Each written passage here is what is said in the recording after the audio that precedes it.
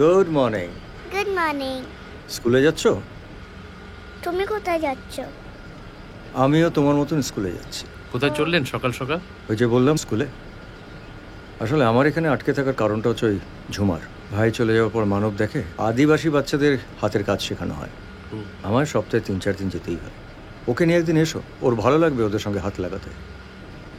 কাবেরী তো প্রায় যেত। অর্ঘদা, লোকটা আবার হাতিমারায় ফিরে এসেছে। কে? আপনার best friend. Oh no. Yes. Gokul Chandra Debnath. দেখলেন, বেস্ট ফ্রেন্ড বললাম, আপনি চিনে গেলেন। But Y?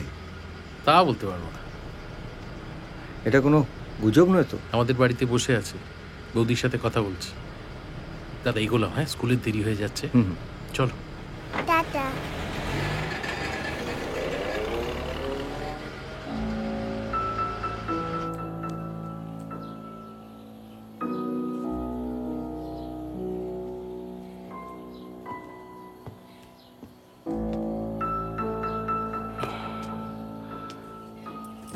নড়ো না, বসো।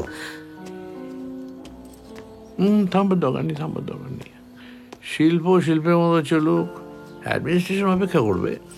আমি একটু বসছি, আপনার কাজ শেষ হলে তারপরে একটু কথা বলবো। আপনি তো পরশু দিনই এসেছিলেন, আজ আবার কি?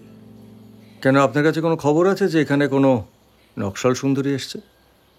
খবর তো ছিল ছাত্রী, এখন তো এসে দেখছি মডেল। তবে আঁকাটা কিন্তু খুব ভালো হচ্ছে অর্ঘবাবু। আচ্ছা, একটা লেমেন্স কোয়েশ্চেন, এই শাড়িটা তো মিলছে না অর্ঘবাবু।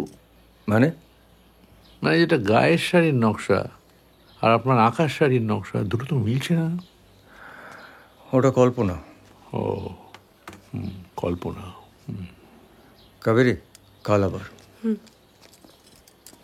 আচ্ছা ম্যাডাম, একটা কথা ছিল, আপনি এখানে আসেন আঁকা টাকা শেখেন না, নাকি সেটাও কল্পনা? উত্তরটা একটু ভেবে বলি। সন্ধেবেলা আপনাদের থানার বড়বাবু যখন বাড়ি ফিরবে, তাকে ডাইরেক্ট জানিয়ে দেব। আপনি কতটা শুনবেন আর কতটা কল্পনা মেশাবেন, আসি আমি।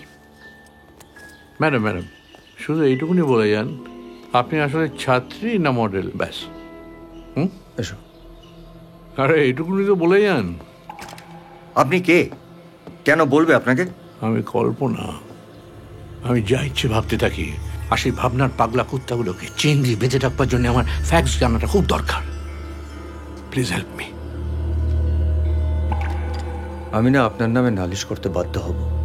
দিনের পর দিন আপনি আমাকে এসে হ্যারাস করছেন, এমন সব কথা বলছেন যেটা একজন শিল্পীর জন্য অপমানের।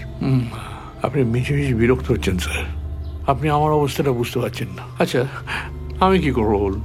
একা বসে খালি ভাবলে মনে হচ্ছে আপনার স্টুডিওতে একদল উজ্জ্বল ছেলে মেয়ে বসে এখানে নানা রকম আন্দোলন প্ল্যান করছে, নানা রকম অ্যাকশনের ব্লু প্রিন্ট তৈরি করছে। চীনের চেয়ারম্যান, আমাদের চেয়ারম্যান, এই সমস্ত করছে, আর আমি ছুটে চলে আসছি। এসে দেখছি সব কল্পনা।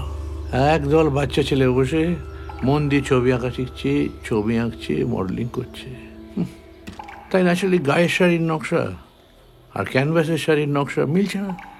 আর যতক্ষণ না দুটো নকশা আমি মেলাতে পারছি স্যার, আমার তো আপনাকে জ্বালাতেই হবে, এটা আমার পেশা।